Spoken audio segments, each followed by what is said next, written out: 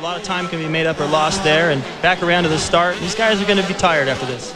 Under blue skies here at Daytona now, all the 125 riders filtering in. The last rider to come to the gate is Michael Brandis, and he still has not got to his position.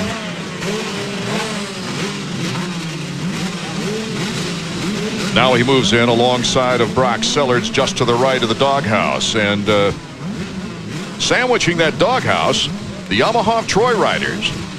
Just like in their heat race, and it seems like all the hole shots have come from that area right there, just to the inside of that starter box. I think we've seen some pileups in this first corner because it narrows up so quick. The main event, these guys have a little bit more butterflies than they did in the heat race. Okay, the 32nd board has turned, and we're set to go as Roncada, who's won 2 in a row, is looking for 3 in a row. He has to beat his teammate Fonseca, though, who's the defending champion and the winner here last year.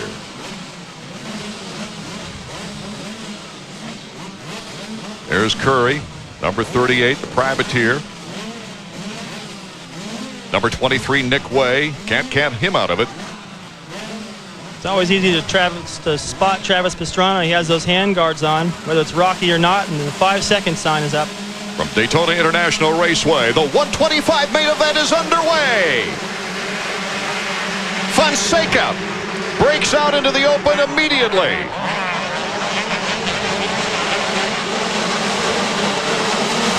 Everybody's sorting out behind him.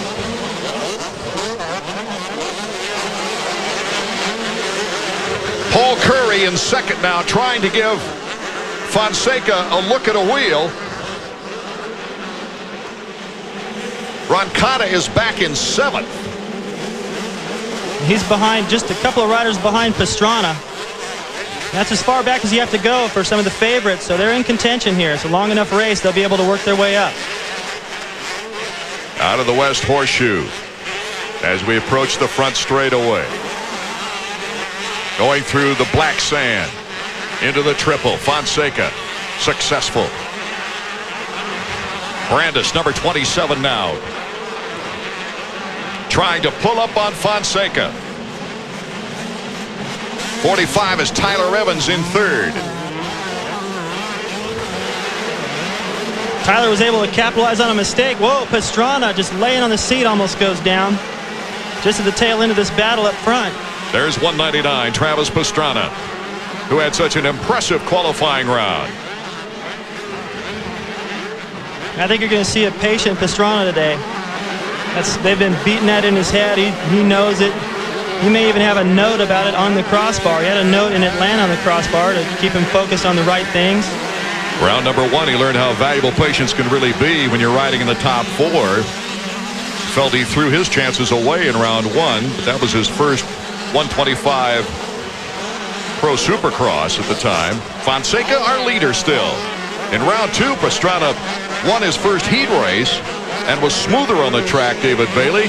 Learned, though, that he needed to be a little more aggressive at the start. So every race he's learning something. That just never stops either. I mean, even at the highest level, there's still things to learn. Travis just knocked a tire or a hay bale or something out of the way. Something went flying. They cut it close. These guys go all the way to the edge of the racetrack, try to dodge that ruse, to not follow, and mainly to find a smooth line. You see those top 4 really haven't changed much. I think that's why you'll see a little bit more patience from some guys, not trying to make anything happen too early. It's a long race. Brandis trying to close in on the inside of the whoops to Fonseca. The battle for 3rd is on. Travis Pastrana moves into 3rd around Tyler Evans. Here comes Pastrana. Knock one more off the list. Knock another off the list. And Travis Pastrana has the crowd standing on their feet, taking over the lead here at Daytona. Well, that's how you do it. You just stay on the tops of those whoops. You have the timing. You nail the big obstacles and go from 4th to 1st. This kid comes in with a lot of hype, and that's why. Well, there's no doubt about it. He is the most publicized and probably most popular athlete to join the Supercross Tour as a rookie. But he certainly has backed that up with excitement. Roncada went down. No, that's Brock Sellards. Nope. It's Brandis. It's the last year's Brock Sellards. Yeah, 27 is Brandis, the winner of the first 125 East. Here's Roncada, number 26. He's getting going again. Out front is Pastrana getting a challenge from Fonseca. So Stefan Roncada, his chances for a third consecutive victory taking a shock right now. Anything can happen in this 125 round as Travis Pastrana and Fonseca are 1-2 with Tyler Evans in third. Welcome back to Supercross Daytona Bike Week 2000. The 125 main event. Our leader is Travis Pastrana, who went from 4th to 1st early in the race and continues to control things.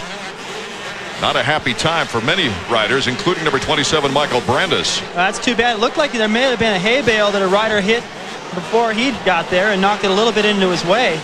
Roncada also went down on the track, as we noted earlier, and he's battling back from 14th. But our leader, number 199, Travis Pastrana.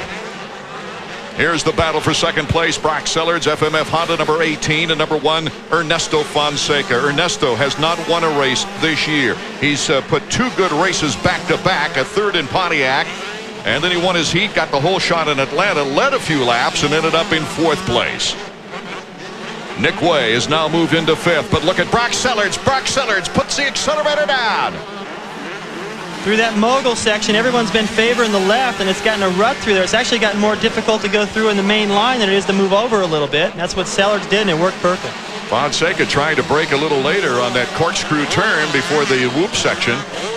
But Brock Sellards now moves into 2nd place, and Pastrana pulls away. Joining us in the booth right now is former champion, 250 champion back in 1980, Mike Bell. And Mike, Yamahas have really performed well, not only here in the 125s, but they've got a string going of 8 or 9 straight victories, if you count Las Vegas of last year, in Supercross with Jeremy McGrath and David Villeman. And you were a part of that great string of victories, the most victories anytime for a Yamaha, and that was 12 back in 1980. Yeah, well, I've always been partial to Yamahas. I've spent my whole career riding Yamahas, still ride them, and I think the bikes are great. I've got a new one, and I can't say enough about how well it works. Makes even an old rider seem like he knows what he's doing out there. Well, I know you want to plug Yamaha, but let's get down to the facts. Blow your own horn a little bit. You won 7 of those 12 races. Yeah, we really had a few really amazing seasons there. The bikes were great, and we just kind of took turns winning mains. Do you have a favorite Daytona memory, even if you didn't win one here? Actually, I have a lot of favorite memories, but unfortunately they don't involve myself. I remember watching guys like David and Ricky and Jeff Stanton and guys like that just totally dominate. Before we get to that favorite memory, right now that 199 is on the screen, I'd like your impression of Travis Pastrana, who goes down. Just timed it wrong. He's got a big enough lead if the bike is not damaged to get up and get going once again. Here comes Brock Sellards. Sellards inching in front of Pastrana, but Pastrana's got a good chance if there's no damage to the bike. Let's take another look at that, David Bailey. Gets a little bit crooked in there. Just sticks it in. That's a classic endo. That's about the worst way you can dive the front wheel into a bump. And the way the bike went in there, I'd be surprised if the front end's not tweaked a little bit. That'll affect him when he tries to challenge for the lead again. But now we got ourselves a race. Just when I sensed the crowd starting to yawn, heck, I was starting to yawn. It's a good one now because Travis will not give up. And we have a new, different winner. Brock Sellards has not won. Travis Pastrana has not won a 125 race this year. Way started in 10th. And